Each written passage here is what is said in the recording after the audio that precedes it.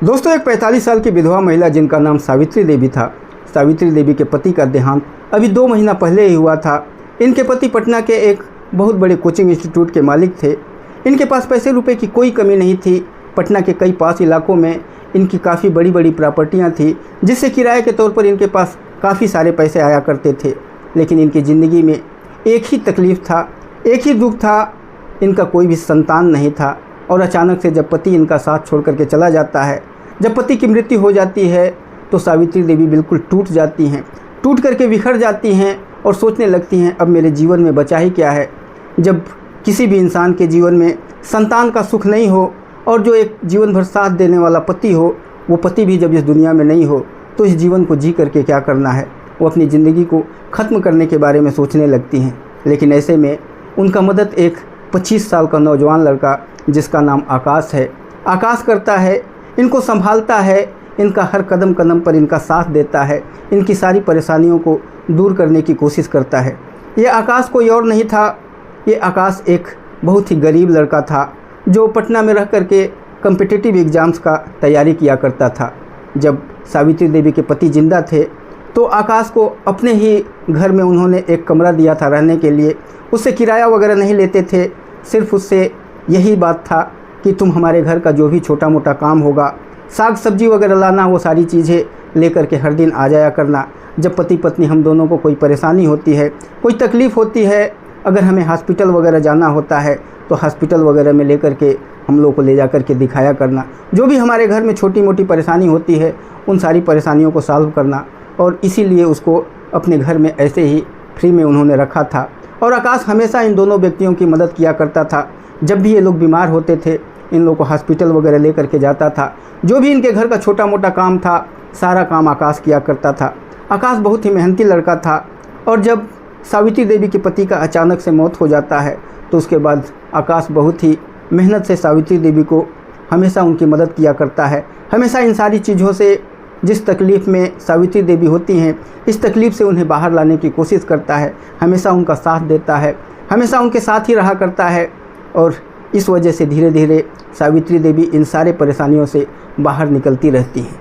इनके पति के मौत को जब 20 दिन हो जाता है, तो एक दिन सावित्री देवी रात के 12 बजे के आसपास भागते हुए और आकाश के कमरे में आती हैं। आकाश जब इनको इस तरह से व्याकुल अवस्था में देखता है तो काफ़ी बेचैन हो जाता है। वो उस टाइम पर पढ़ाई कर रहा होता है।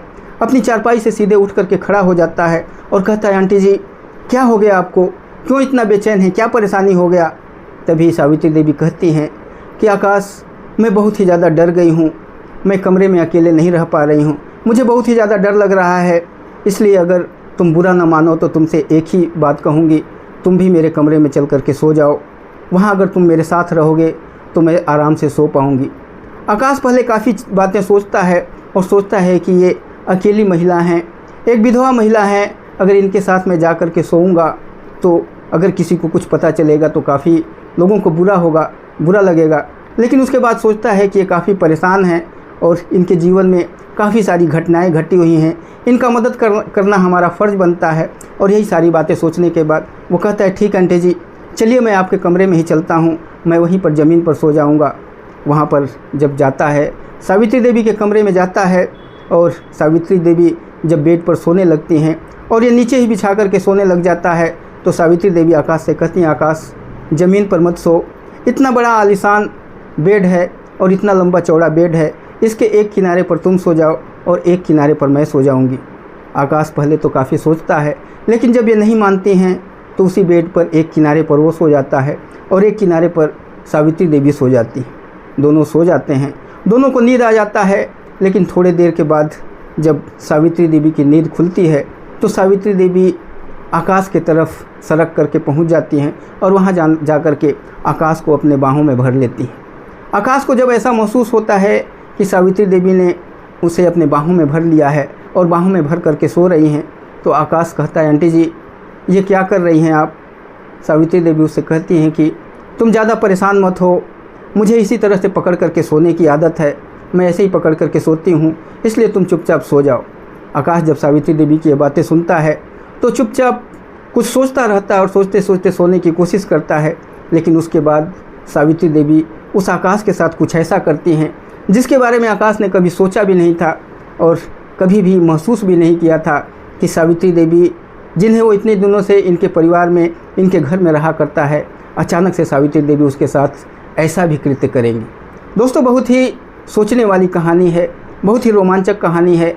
जब इस कहानी को आप विस्तार से सुनेंगे तो आपको भी इस कहानी का जो अंत में जो आशय है वो समझ में आएगा। बहुत ही प्यारी कहानी है, इस कहानी में लास्ट तक बने रहिएगा। कहानी में आगे बढ़ूँ उससे पहले मेरा आप लोगों से एक ही विनती है कि अभी तक आप लोगों ने मेरे चैनल को अगर सब्सक्राइब नहीं किया होगा तो चैनल को सब्सक्राइब कर लीजिएगा, वीडियो को लाइक कर दीजिएगा और अपने दोस्तों को शेयर करना बिल्कुल मत भूलिएगा। चलिए जानते हैं पूरी कहानी को विस्तार से। दोस्तों, बिहार का एक ज़िला पड़ता है मुंगेर। मुंगेर के एक छोटे से गाँव में एक परिवार रहता है। उस परिवार के मुखिया का नाम था राजनारायण। काफ़ी छोटे किसान थे, थोड़ी बहुत खेती थी और उसी खेती बाड़ी को कर करके वो अपने परिवार का भरण पोषण करते थे। उनके परिवार में उनकी पत्नी और उनके 3 बेटे थे। जो 2 बड़े बेटे थे उनकी शादी हो गई थी और वो अपने पत्नी और बच्चों के साथ अलग रहा करते थे। जो इनका सबसे छोटा बेटा था, जिसका नाम था आकाश अपने माता पिता के साथ रहा करता था। आकाश बचपन से ही पढ़ने लिखने में बहुत ही ज़्यादा कुशाग्र था। पढ़ाई लिखाई में उसका काफ़ी मन लगता था।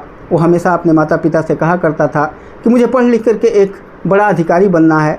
और जब उसकी बातें उसके माता पिता सुनते हैं तो बहुत ही ज़्यादा खुश होया करते हैं। हमेशा अपने बेटे की पढ़ाई लिखाई में ध्यान दिया करते हैं। जितना भी उनको काम करना होता है, जितना भी मेहनत करना होता है, अपने बेटे की पढ़ाई लिखाई के लिए किया करते हैं। और बेटा आकाश हमेशा अपने क्लास में अच्छे नंबरों से पास हुआ करता है।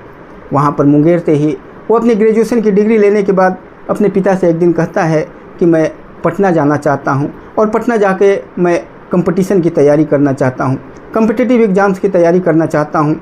जब उसके पिता सुनते हैं तो कहते हैं ठीक है बेटा, तुम्हारी जो दिली इच्छा है तुम जाओ करो, पैसे रुपए की कोई तुम्हें तंगी नहीं होगी, जो भी तुम्हें पैसे वगैरह चाहिए मैं तुम्हें किसी न किसी तरीके से प्रोवाइड करता रहूँगा। उसके बाद आकाश पटना चला जाता है और पटना जा कर के वहीं पर एक छोटा सा रूम किराए पर लेता है और वहीं पर रह करके वो पढ़ाई लिखाई करने लगता है। एक ऐसा रूम लेता है जहाँ पर और भी 1-2 स्टूडेंट्स वगैरह रहते हैं।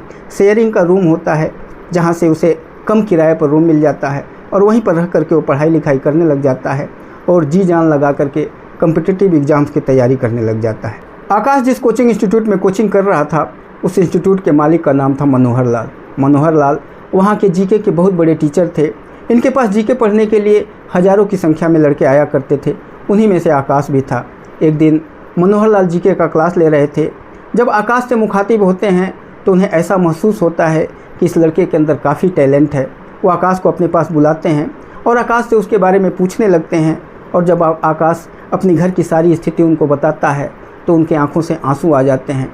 वो बहुत दुखी हो जाते हैं और फिर आकाश से कहते हैं बेटा, तुम्हें पढ़ाई करना है और तुम्हारे पास जो तुम्हारी स्थिति है वो काफ़ी डवाडोल है। अगर तुम चाहो तो मेरा मकान है, मेरा घर है और मेरा कोई संतान नहीं है। मैं और मेरी पत्नी 2 ही आदमी उस घर में रहते हैं। अगर तुम चाहो तो हमारे घर में ही एक रूम लेकर के रह सकते हो, लेकिन इसके बदले में तुम्हें हमारा छोटा मोटा काम करना पड़ेगा, जैसे कि बाज़ार से सब्जियां वगैरह लेकर के आना। हम लोग काफ़ी बुज़ुर्ग हो चुके हैं और कभी हम लोगों को दवा वगैरह लेने के लिए जाना पड़े तो वो सारी चीज़ें तुम लेकर के आओगे। कभी हॉस्पिटल वगैरह लेकर के जाना पड़े तो हम लोग को दिखाने के लिए लेकर के जाओगे। कुछ मेरी जो यहाँ पर प्रॉपर्टी हैं उससे रेंट वगैरह आता है, उस रेंट वगैरह का तुम हिसाब किताब करते रहोगे। ये छोटी मोटी काम अगर तुम मेरा देख लोगे तो मैं तुम्हें अपने ही घर में रहने के लिए जगह दे दूँगा। मनोहर लाल जी की ये बातें सुनता है तो उसके खुशी का कोई ठिकाना नहीं रहता है। अब वो सोचने लगता है कि अब तो कॉम्पिटिटिव एग्ज़ाम क्रैक करने से मुझे कोई रोक ही नहीं सकता है। जो मेरे माता पिता के ऊपर मेरी फ़ीस को लेकर के मेरे रहने वगैरह की जो बर्डन थी वो सारी चीज़ें धीरे धीरे ख़त्म हो गई है। जब सर फीस भी माफ़ कर दिए हैं और अपने घर में रहने के लिए जगह दे दिए हैं तो अब तो मुझे जी जान लगा करके तैयारी करना है और बहुत ही जल्दी कॉम्पिटिटिव एग्ज़ाम्स को क्रैक करके और एक अधिकारी बनना है। अब तो मुझे कोई रोक ही नहीं सकता है।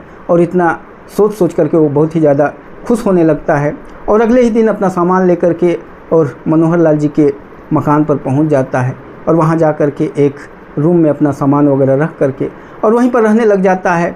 इन लोगों का देखभाल करने लगता है, जो सुबह शाम इनकी साग सब्जी वगैरह लेकर के आना है, दूध वगैरह लेकर के आना है, या जो भी घर का छोटा मोटा काम है सारे घर के काम वगैरह देखने लग जाता है और रात दिन अपनी पढ़ाई लिखाई करने लगता है।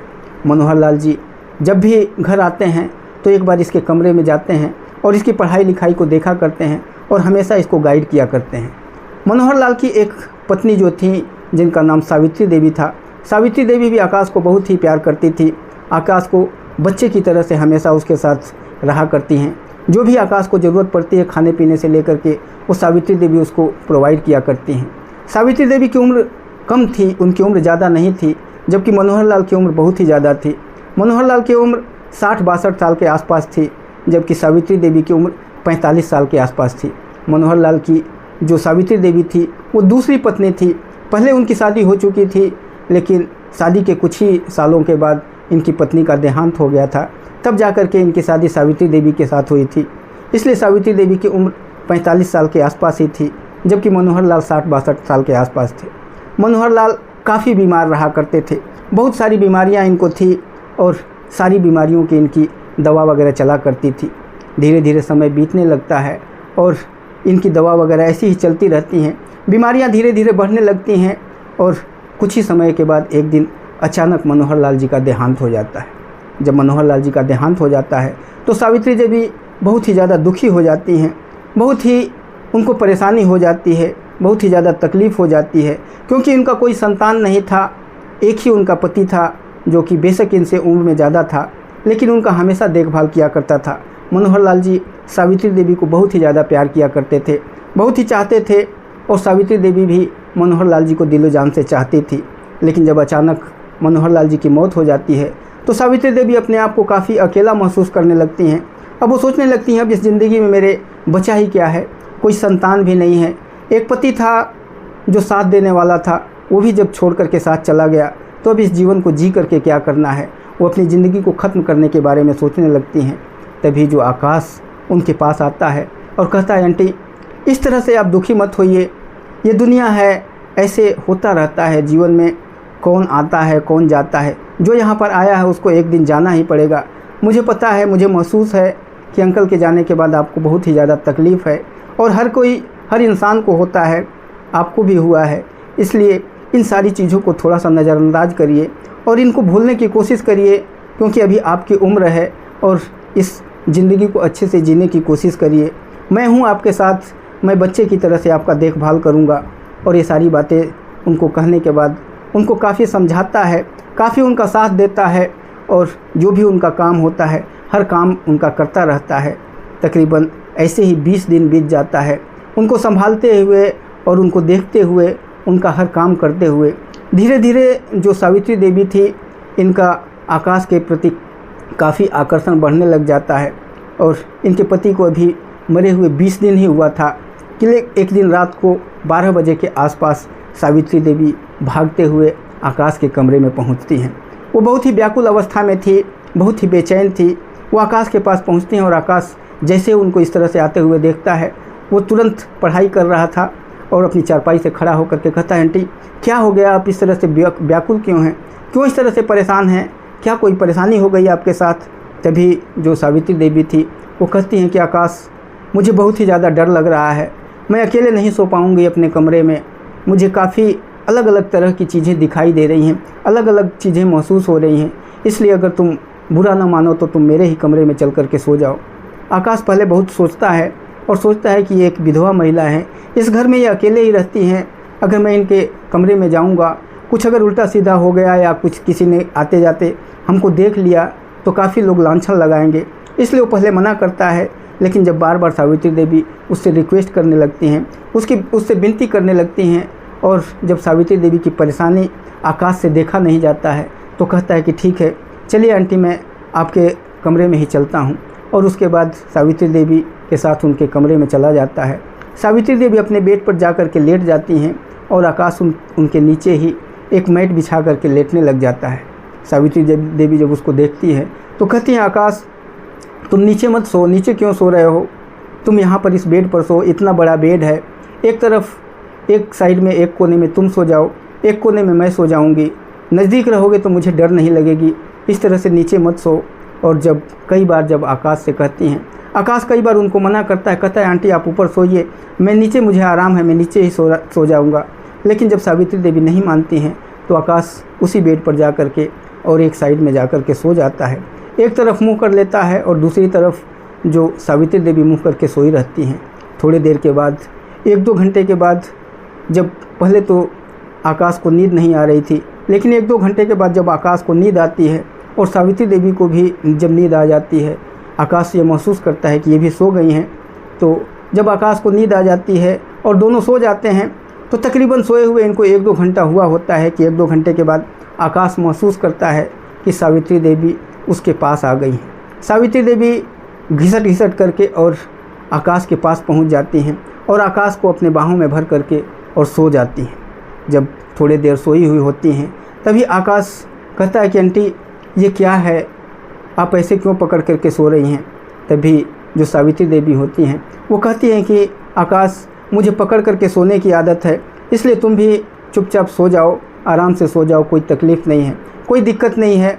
लेकिन थोड़ी देर के बाद जो सावित्री देवी हैं वो आकाश को इधर उधर टच करने लग जाती हैं और इधर उधर उसके शरीर को जब छूने लगती हैं, तो आकाश भी एक नौजवान लड़का था, उसे भी कुछ ऐसा महसूस होने लगता है, उसे भी कुछ अच्छा फीलिंग होने लगता है। वो न चाहते हुए भी सावित्री देवी के उस कृत्य में उनका साथ देने लग जाता है और फिर उस रात इन दोनों के बीच में संबंध स्थापित हो जाते हैं। जब उस रात इन दोनों के बीच में संबंध स्थापित हो जाता है, जब सुबह दोनों उठते हैं तो आकाश को बहुत ही ग्लानि महसूस हो रहा था। आकाश सोच रहा था कि देखो जाने अनजाने में ऐसा क्या हो गया, लेकिन सावित्री देवी को इसकी कोई ग्लानि नहीं थी। सावित्री देवी को काफ़ी अच्छा महसूस हो रहा था। वो जब सुबह आकाश उठता है तो देखता है सावित्री देवी नहा धो करके अच्छे कपड़े पहन करके बिल्कुल तैयार हो गई हैं और इधर उधर अपने लॉन में टहल रही थी। आकाश वहाँ से अपना चेहरा छुपा करके अपने कमरे में पहुँच जाता है और नहा धो करके तैयार हो करके वो अपने कोचिंग इंस्टीट्यूट में चला जाता है। कोचिंग वगैरह करके जब आता है, घर वापस आता है, तो उसके लिए कई सारी चीज़ें बाहर से होटल से ऑर्डर करके सावित्री देवी मंगाई होती हैं और आकाश को अपने पास बुलाती हैं और कहती हैं आकाश ये खाओ। आकाश पहले मना करता है, लेकिन फिर बैठ करके जब कई बार सावित्री देवी उसे रिक्वेस्ट करती हैं तो आकाश बैठ करके खाने पीने लगता है और जब खा पी लेता है तो सावित्री देवी उससे कहती हैं कि देखो आकाश, मैं तुमसे कुछ कहना चाहती हूँ। हम दोनों के बीच में संबंध स्थापित हो चुके हैं और तुम यहाँ पर कम्पिटिटिव एग्ज़ाम्स की तैयारियाँ करते हो। आखिरकार तुम्हें कोई ना कोई नौकरी ही करना है और आजकल नौकरी की समस्या तुम्हें पता ही है कि नौकरी कितनी दिक्कत से मिलती है। तुम लाख कोशिश करोगे, जल्दी तुम्हें नौकरी नहीं मिलेगी। मेरे पास इतनी सारी प्रॉपर्टियाँ हैं, कई सारी प्रॉपर्टी इस शहर में हमारे हस्बैंड ने बनाया हुआ है, उससे लाखों रुपए हमारे पास किराए के तौर पर आते हैं। इसलिए और उसके बाद भी हमारे पास पैसे रुपए की कोई कमी नहीं है। तुम अगर चाहो तो तुम मुझसे शादी कर लो और शादी करने के बाद जब तुम मेरे पति बन जाओगे तो उसके बाद जो भी मेरी प्रॉपर्टी है, जो भी मेरा इनकम है, सब कुछ तुम्हारा ही होगा, क्योंकि तुम्हें पता है कि मेरा कोई संतान नहीं है। अगर तुम मुझसे शादी नहीं करोगे तो कुछ दिनों के बाद जो मेरे रिश्तेदार हैं, जो मेरे नातेदार हैं, जो मेरे घर परिवार के और लोग हैं, वो लोग धीरे धीरे इन सारे प्रॉपर्टियों पर कब्जा करने लग जाएंगे। फिर न तुम्हारे हाथ कुछ लगेगा न किसी और के। तो मैं चाहती हूँ कि तुम मुझसे शादी कर लो और अपनी ज़िंदगी में काफ़ी खुशहाल रहो। जब ये सारी बातें आकाश से वो कहती हैं तो आकाश हतप्रभ होकर के उनकी सारी बातों को सुनने लगता है और सोचने लगता है कि ये क्या बातें कह रही हैं। लेकिन थोड़ी देर जब वो सोचता है तो उसे ऐसा महसूस हो रहा था कि सच बोल रही हैं। आजकल कंपटीशन की दुनिया में आजकल नौकरी की इतनी बड़ी समस्या है, नौकरियां मिलती नहीं। मैं सालों साल तक नौकरी की तैयारी करता रहूँगा और नौकरी मिलेगी नहीं। घर पे हमारी घर की जो हालत है, मेरे माता पिता रात दिन खेतों में मजदूरी करते हैं, तब जाकर के थोड़ा बहुत पैसे आता है और वो पैसे मुझे यहाँ पर तैयारी वगैरह करने के लिए भेजते हैं। और तैयारी करने के बावजूद नौकरी की बहुत ही ज़्यादा समस्या है। नौकरी मिलेगी या नहीं मिलेगी, और इनके पास पैसे की कोई कमी नहीं है। इनके पास बहुत सारी प्रॉपर्टियाँ हैं जिससे लाखों रुपए का हर महीने इनके पास पैसा आता रहता है। तो अगर नौकरी न करके अगर ये कह रही हैं कि शादी करने के लिए, अगर इनके साथ शादी भी कर लूँ तो कोई बुराई नहीं है। जब सारी बातें सोच लेता है तो उसके बाद सावित्री देवी से कह देता है कि ठीक है, मैं तैयार हूँ आपसे शादी करने के लिए, आप जैसा कहेंगी वैसा मैं करने के लिए तैयार हूँ। दोस्तों, उसके बाद अगले ही दिन सावित्री देवी आकाश को लेकर के कोर्ट में पहुंच जाती हैं और कोर्ट में पहुंचने के बाद आकाश और सावित्री देवी की शादी हो जाती है। फिर मंदिर में जाते हैं, मंदिर में भी दोनों का जयमाल हो जाता है, दोनों पंडित जी के सामने शादी विवाह कर लेते हैं। और उसके बाद आकाश और सावित्री देवी पति पत्नी बन करके काफ़ी अच्छे तरीके से रहने लग जाते हैं। सावित्री देवी बहुत ही ज़्यादा प्रसन्न थी, खुश थी। अब आकाश के साथ अपनी ज़िंदगी काफ़ी ऐशो आराम से काट रही थी। हर रात उनकी सुहागरात थी, हर दिन खुशहाल था। ज़िंदगी का खूब एंजॉयमेंट ले रही थी। लेकिन आकाश को इन सारी चीज़ों की खुशी नहीं थी। आकाश के सपने तो कुछ और थे। उन्होंने तो सपने में ये सोचा था कि एक अच्छी नौकरी करूँगा, एक काफ़ी खूबसूरत लड़की के साथ शादी करूँगा। लेकिन अब यहाँ आकर के उस 45 साल की महिला के साथ उसने शादी कर लिया था। उसे बहुत ही ज़्यादा तकलीफ़ था। लेकिन एक दिन उसकी जो बेस्ट फ्रेंड थी, जिसका नाम पूजा था, पूजा से जब उसकी मुलाकात होती है, पूजा उससे पूछती है कि क्या बात है, तुम बहुत ही ज़्यादा दुखी लग रहे हो। फिर आकाश सारी कहानी पूजा को बता देता है। पूजा मुस्कुराने लगती है और कहती है कि कैसे इंसान हो यार तुम।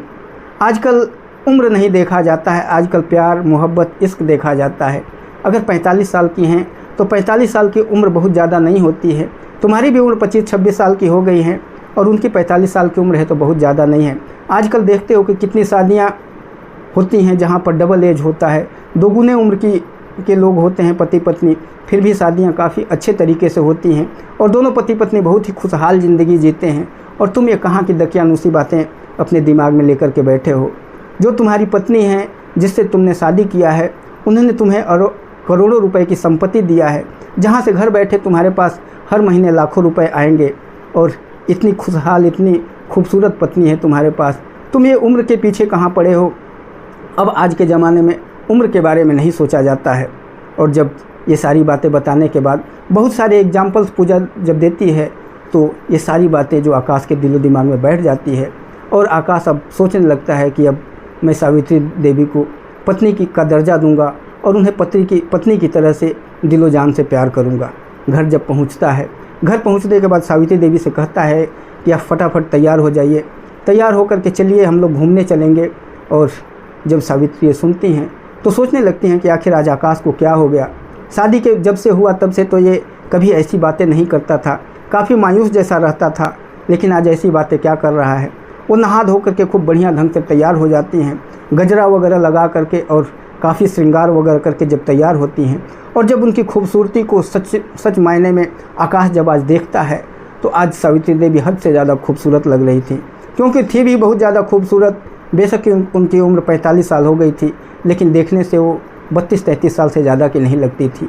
और आज तो गजब की ढा रही थी। जब आकाश जब उनको इस तरह से देखता है तो खुशी के मारे झूम उठता है, उन्हें लेता है और कार में बैठा करके ड्राइवर को बुला करके और लेकर के जाता है। शहर में इधर उधर काफ़ी देर तक घूमते हैं, होटलों में जाकर के खाना पीना खाते हैं, मौज मस्ती करते हैं। और जब रात को वापस आते हैं तो जब दोनों अपने सोने वाले कक्ष में जाते हैं और वहाँ जाने के बाद रात को जब दोनों शारीरिक संबंध स्थापित करते हैं तो आज जो खुशी आकाश को मिली थी वो शायद पहले कभी भी नहीं मिली थी।